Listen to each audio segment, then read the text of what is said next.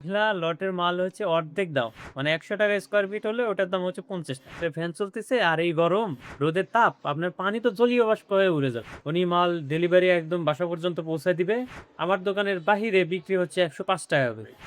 উনারা হচ্ছে লটের মাল বিক্রি। তো গতকাল একটা কাস্টমার আসছে। আসার পর বলতেছে, "ভাই" অনেক স্মার্ট একজন লোক। iPhone ইউজ করে। iPhone নিয়ে এসে বলতেছে, "ভাই আমাকে টাইলস দেখান তো রুমের ফ্লোর।" আমি বললাম যে, "কি ধরনের টাইলস?" বলেছে ২৪-২৪ ন্যানো পলিশ, পানি অ্যাবজর্ব কম 0 হবে, হ্যাঁ? ওয়াটার রেজিস্ট্যান্স হবে আরকি। তো বিভিন্ন কথা বলল। মানে যেগুলার ভাষা আমি টাইলসের ব্যবসা করি আমি জানি না। তো উনি নাকি YouTube থেকে দেখছে। তো YouTube বিজ্ঞানীরা আলোচনা করছে, উনি শিখে নিছে। তো আমি কয়েকটা টাইলস দেখালাম যেগুলো হচ্ছে প্রিমিয়াম টাইলস। একদম সোয়ের গ্লেজি ন্যানো পলিশ টাইলস দেখাইলাম। তো উনি টাইলসটা উল্টায় নিয়ে তার পকেট থেকে পানি বের করে টাইলসের উপরে রাখলো আর ঘড়ি "কি ভাইয়া কি পরীক্ষা করতেছেন?" উনি বলতেছে যে, আমি দেখতেছি যে এটা পানি শোষণ করে নাকি ১ মিনিটে পানি শোষণ করে নেয় নাকি?" আমি মনে, মনে বললাম যে উপরে একটা সিলিং ফ্যান চলতেছে আর এই গরম। তো এই পানিটা যে ওই গরমে আর বাতাসে যে জলীয় বাষ্প হয়ে যাবে, পানি চলে যাবে, তার মাথায় কি কমন সেন্স নেই? মানে বিজ্ঞানী হইছে এমন বিজ্ঞানী আর উনাকে যে ভিডিওটা দেখাইছে, উনি কি ধরনের বিজ্ঞানী? আমি সেই কথা চিন্তা করলাম। আমি বললাম, "ভাই উপরে ফ্যান চলতেছে আর এই গরম, রোদের তাপ, আপনার পানি তো জলীয় বাষ্প হয়ে উড়ে যাবে। আপনার এটা তো গ্রহণ করবে না পানি।" তো উনি বলছে, "না আমি YouTube এ দেখছি এভাবেই পরীক্ষা করে।" তো যাই হোক, পানি আল্লাহ করলে পানি আ কমছে অল্প। উনি বলতেছে, "ঠিক আছে, চলবে সমস্যা নেই।" কারণ আমি বললাম যে, ঠিক আছে আপনার পছন্দ হইছে?" উনি বললেন, "ঠিক আছে। কত করে এটা?" তো আমি বললাম যে, "এটা হচ্ছে ৳১০০ স্কয়ার ফিট।" উনি বলতেছে যে, "কি বলেন? ৳৯০ স্কয়ার ফিটের প্রোডাক্ট দেওয়ার জন্যে সব হা করে আছে আমাকে?" তো আমি বললাম যে, "ওটা কি পানি অ্যাবজর্ব ক্ষমতা 0?" উনি বলতেছে, "হ্যাঁ, অবশ্যই। Nano polish." আমি বললাম, "কোথায়?" বলছে যে, আমি Facebook এ একজনের কথা বললাম। উনি মাল ডেলিভারি একদম বাসা পর্যন্ত পৌঁছায় দিবে। আমি বললাম যে, "কত করে ৳৯০?" আমি বললাম যে, "ভিডিও দেয়া দেখি ভাইয়া।" উনি দেখাইলো। দেখলাম যে একটা ২ নাম্বার পেজ উনারা হচ্ছে লটের মাল বিক্রি করে। যেগুলো হচ্ছে আপনার কোম্পানিতে লট বিক্রি করে সেগুলো।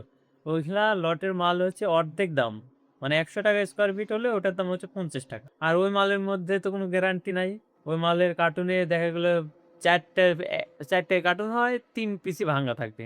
তা আমি উনাকে বুঝাইলাম। বলছে, "না, এটা অসম্ভব। আপনি জানেন না হয়তোবা।" আমি বললাম যে, "ভাই আপনি নেন সমস্যা নেই। তবে আমি ৳১০০ নিচে দিতে পারব না। আপনি এখন দেখেন।" সবচেয়ে বড় কথা হচ্ছে আপনি যদি ওই ঢাকা থেকে মাল নেন, আপনার ২ পিস লাগবেই। তো ধরুন যে লাগলোই ২ পিস। তখন কি আপনি আবার ঢাকা অর্ডার দিবেন? যদি অর্ডার দেন সেক্ষেত্রে আপনার টাকা ডবল লাগতেছে। আর যদি আপনারা ধরেন যে ৫ পিস বেঁচে যায়, কাজ কাজ নাই ৫ পিসে। তখন আপনি কি করবেন? ওই ঢাকা পাঠায় দিবেন? উনারা গ্রহণ করবে? যদি ধরেন যে প্রোডাক্ট ২ নাম্বার থাকে, তখন আপনি কাকে ধরবেন? ওদেরকে ধরতে পারবেন? পারবেন না। কিন্তু আমরা এই সুবিধা দিচ্ছি আপনাকে, বাসা পর্যন্ত পৌঁছায় দিচ্ছি এবং একটা কোনো কিছু হলে আমরা আপনার দায়ভার নিচ্ছি। আপনার ১ পিস লাগলে আমি পাঠায় দিতে পারতেছি। আপনার ৫ পিস ১০ পিস বেঁচে গেলে আমরা ফেরত নিচ্ছি। এইগুলো সুবিধাই তো মেইন। আপনার এগুলার সুবিধা কে দেয়? আপনি যদি এই ঢাকা থেকে মালগুলো নেন, এগুলোর সুবিধা তো পাচ্ছেন না। আর আর এফটি স্কয়ার ৳১০০ স্কয়ার ফিটের এই প্রোডাক্ট আ বাইরে আমার দোকানের বাহিরে বিক্রি হচ্ছে ৳১০৫ করে। আমি এইখানে সীমিত লাভ দেখে আপনাকে আমি দিচ্ছি। এখন আপনি দেখতে পারেন বাজার যাচাই করতে পারেন এই প্রোডাক্টের উপরে। তো উনি বলল যে, "ঠিক আছে, আমি তাহলে বাজার যাচাই করে আসি, না হয় আমি ঢাকা থেকেই নিবো।" তো আমি বললাম, "ঠিক আছে ভাইয়া।" তো উনি চলে গেল। চলে গিয়ে ফোন দিছে, "ভাই ওটা কি কিছু কম রাখা যাবে?" আমি বললাম, "ভাই ৳১০০ র যদি ১ পয়সা কম দিতে বলেন, আমি রাখতে পারব না। এখন আপনি দেখতে পারেন।" উনি বলল যে, "না ভাই আমাকে কম বলতেছে।"